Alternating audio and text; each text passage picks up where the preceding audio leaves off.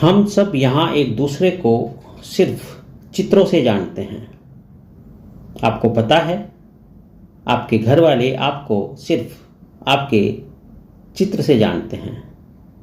आपके शरीर का चित्र आपके घर वालों के दिमाग में फीड हो चुका है।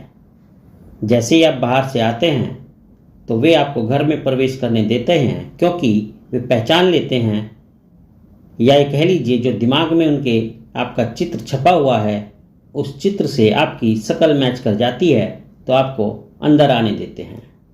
सपोज करो एक दिन आप अपनी पूरी बॉडी को ढककर आ गए और आप एंटर करना चाह रहे हैं, तो निश्चित है आपके घर वाले आपको एंटर नहीं करने देंगे, क्योंकि जो चित्र उनके दिमाग में था वो तो मैच हुआ ही नहीं। आपने अपनी पूरी बॉडी को कवर कर लिया, तो आपको घुसने नहीं देंगे। तो इसका मतलब क्या हुआ?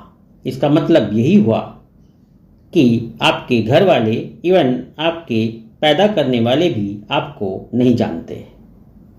तो इसीलिए हम सब एक दूसरे को सिर्फ और सिर्फ चित्रों से जानते हैं, अर्थात ये संसार चित्रों का संसार है। तो अगर एक दूसरे को जानना है, इवन खुद को जानना है, तो कोशिश करो कि आत्मा से जाने, आत्मा का आत्मा से संबंध। जब तक हम खुद को या दूसरों को उसकी आत्मा से नहीं जानेंगे, तब तक समझ लीजिए कि हम एक दूसरे को जानते ही नहीं। सच पूछिए तो खुद को भी नहीं जानते, क्योंकि खुद को भी हम केवल उसी नाम से जानते हैं जो हमें इस संसार में दिया गया है। खुद को भी हम केवल उसी शरीर से, उसी शक्ल से पहचानते हैं जो हमें इस संसार में दी गई है। आत्मा से कोई किसी को नहीं जानता। तो कह सकते हैं कि आत्मा का आत्मा से कोई भी संबंध एक दूसरे प्राणी का नहीं हो पाता है, क्योंकि वो तो उससे कभी जान पहचान बनाना ही नहीं चाहता है।